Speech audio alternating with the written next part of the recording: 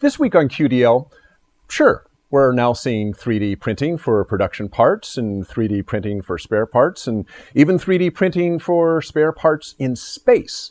But what about 3D printing to improve your productivity? Does that sound a little strange? Well, find out more in 30 seconds.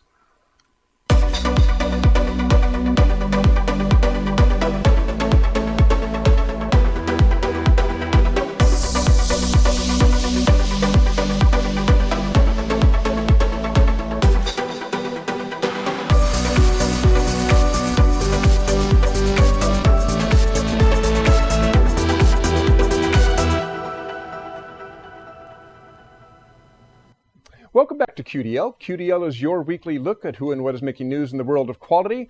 I'm Dirk Ducharme, Editor-in-Chief of Quality Digest. So by this point, most of you know that 3D printing is no longer a novelty. This additive manufacturing technology is being used to print custom and production parts in all types of materials, including metal. The technology has come a long way, and it continues to grow in leaps and bounds. And most of the time, if you mention 3D printing to somebody in relationship to manufacturing, the first thing that comes to mind is making parts, custom parts or small volume production parts, prototypes, of course. But our next guest is going to talk about another use for 3D printing, and that is printing custom fixtures for positioning, holding, and aligning parts and tools in a production environment, all towards kind of increasing your productivity. And the purpose is to put the ability to put the ability of creating low-cost fixturing into the hands of the people who need it most. So we are joined today by Andrew Edman, Industry Manager for Engineering and Manufacturing at Formlabs. Andrew, thanks for joining us. Hey, thanks for having me. So before we get into what Formlabs does, tell us a little bit about the conventional ways, the traditional way of creating fixtures and jigs and alignment tools in manufacturing, what most people might be used to seeing.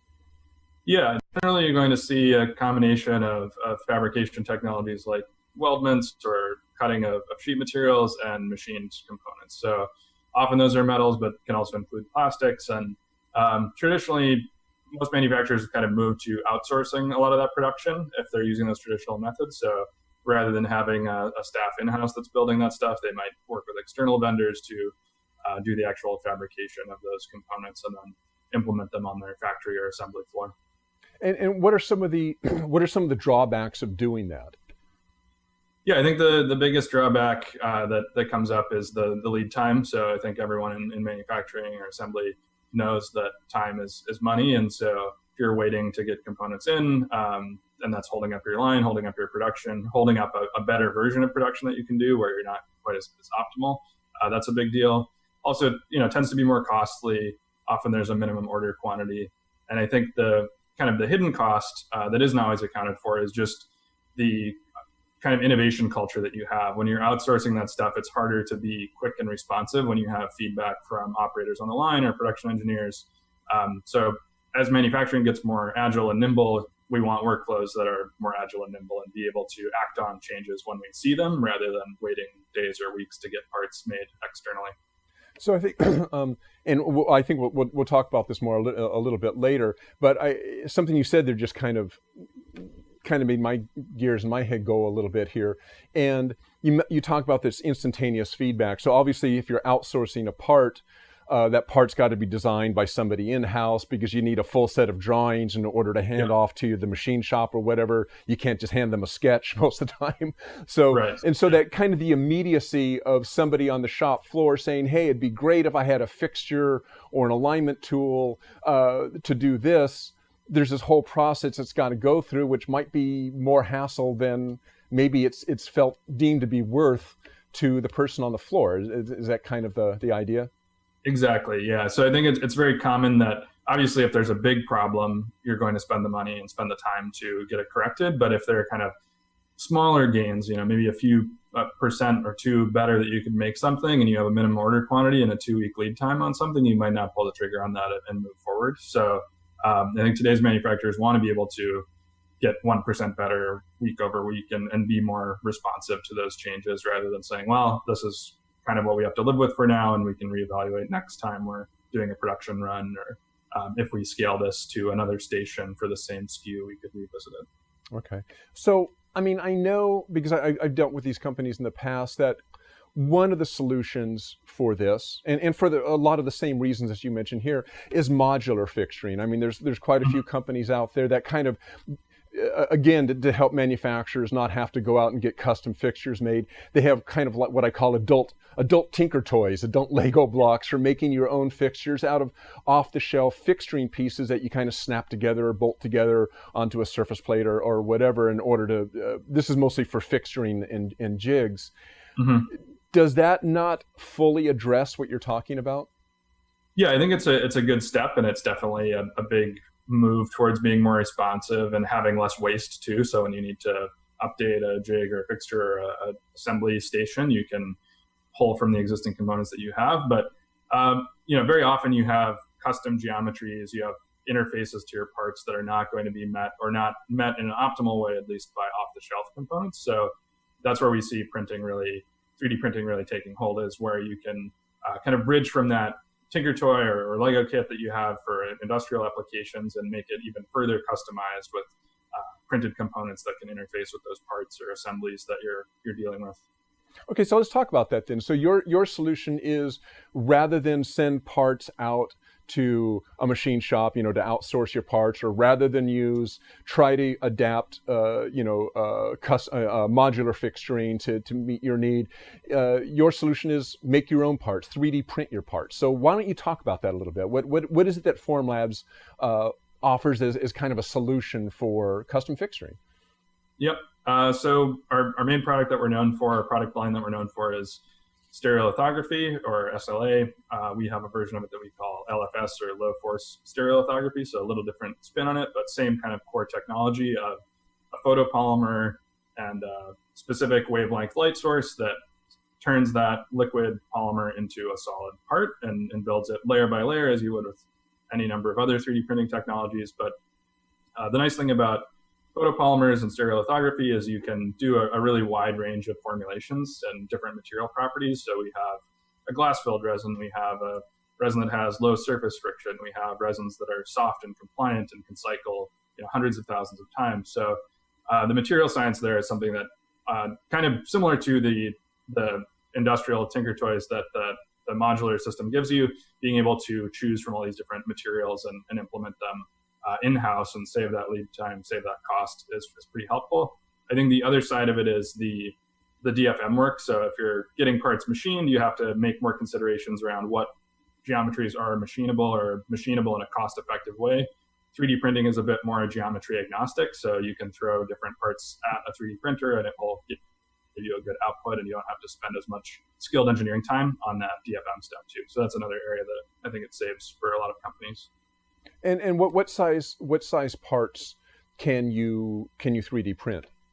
Yeah, so we have Form 3 and 3L. So the Form 3 is just under 6 by 6 by 7 inches, and the 3L is about 5 times that volume. So you can definitely print some good sized parts, but as you mentioned with the modular system, what we see very often in manufacturing settings is it doesn't always make sense to 3D print everything, but you can 3D print these nodes, the parts that really matter, where the geometry is really important to closely match and mate with a part. Those are the elements that make sense to print. And then when you have longer spans, generally those are handled through extrusions or some kind of other framework rather than printing that whole thing. Certainly you can print larger pieces or print large pieces and assemble them together mechanically, but generally makes sense to print some things, fabricate other things, buy other things off the shelf. So it's part of a larger toolkit that a manufacturer is working with to get the job done. And I don't, even though I see as part fixturing for holding and alignment, those are important. One of the things that was intriguing to me looking around on your website is people using it for simple things. Like I think one of the examples I saw was just a little piece that went onto the nose of a staple gun. And I'm assuming that's just to help position for the operator to position that staple gun right at the right angle for whatever job that is, which seems like, yeah, that's a productivity tool, right? I mean, it's something easy to make. You snap it onto the end of the gun, and now you get rid of some of the operator variability in positioning a nail gun or a staple gun, so forth, onto the production line. You kind of eliminate that variability, which is, I think, kind of getting back to what you talked about at the beginning, some operator probably said, hey, it'd be really great if I didn't have to guess at the angle I'm holding this gun all the time, if there was something that just hold it in place. And so you print one up and there you go, right? Yeah, exactly. And I think, the other thing that you get with that kind of consistency is a lower chance of rework, higher yield. So definitely saves time on the operator side, but it also saves time in terms of any scrap that you might have to do or reworking. That particular example that you mentioned is from Ashley Furniture, which has found a lot of different uses for 3D printing on their factory floor. Adapting their tools is just one of them. But yeah, we kind of see this in a lot of companies where they bring in a 3D printer, often for a prototyping use or maybe a specific one-off kind of project that they have in mind. And then once they have their hands on the tool, they start to look around the factory floor, they see opportunities where they could make other parts, and the applications really expand from there. Now, for your customers, is accuracy, I guess precision of these parts, is that important, or generally are these fixtures more just for holding something in place, and let's say the positioning accuracy or of the part isn't as important? Yeah, the accuracy of the parts is definitely important, at least for some fairly large subset of our customers for these manufacturing applications. So that's one of the benefits of stereolithography, is it's a very precise process. We're using optics to shape the part, so we're not limited by nozzle size like you are with a filament-based system. Our printers also get used in the dental space, where you can imagine accuracy is very critical there to make sure everything aligns properly and bite is done as it should be. So SLA has been used a long time in the dental fields and jewelry for fine features. So, smooth surfaces, fine details, very accurate and precise parts. That's kind of what stereolithography is known for. So that's often where we come in, is those applications where you do need that precision, you do need that accuracy on the part level, and you can get that with SLA. And the material, I'm not sure if I asked earlier, what materials can you print in? So they're all photopolymer, kind of acrylate, methacrylate chemistries, different proprietary materials, but often designed to mimic at least certain aspects of thermoplastics. So we have a resin that we call durable resin that has really low surface friction, so you can use it. Often people will use it kind of like they would maybe HDPE or Delrin, where they need low surface friction, and then we have things that are glass filled. So it's a pretty flexible polymer matrix, but it's a little bit different than thermoplastics. So it's not necessarily one-to-one with ABS or polypropylene. And for designing these fixtures, do they use standard CAD software, or do you guys have your own software that people use? How's that work? Yeah, for designing the parts, it's whatever CAD package they're comfortable with and already using. So often that's going to be SolidWorks or AutoCAD or Onshape or Autodesk offerings like Fusion 360. And then the other piece of it is, so you save your file, you export your geometry as an STL, and then you bring it into a print preparation software. For us, that's called Preform. And we've really made that tool as easy to use as possible. So it's very intuitive. I'd say most people pick it up in 30 minutes or so and get all most of the tools that they need to understand how to use within that program to get successful prints out of it. I think that comes from where we started with making really accessible machines for everybody. We knew we didn't want software that was so complicated that you needed a specialized technician to run. So it's really more like sending a job to a 2D printer. There are definitely a little bit more that you want to think about in terms of orientation, but it's pretty easy to get successful prints starting out. So that's kind of the software piece that we work on, is the interface between the file that you export from CAD and then getting the right information to the machine to create the geometry. So again, that gets back to kind of the immediacy of, I need a solution, somebody can sketch something up, and without a whole lot of super experience programming or whatnot, or using high-end CAD programs, they can manage to get this part out to a printer and get printed up what they need.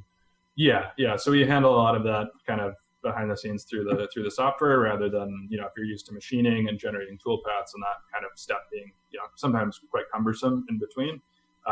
We take care of a lot of that automatically in the software. So. Okay. Well, I don't want to leave without you having a chance to kind of talk a little bit about kind of how this is being used in the real world. I mean, I think you mentioned Ashley Furniture. I think everybody's familiar with that. Are there some examples you want maybe kind of share, kind of some innovative ways this is being done to help produce increase productivity on the shop floor? Yeah, so Ashley Furniture, I'll just mention a couple other examples from there. So they, one of the big uses that they started with was actually just a simple alignment pin that was a geometry that they would normally get turned on a lathe from an outsourced vendor.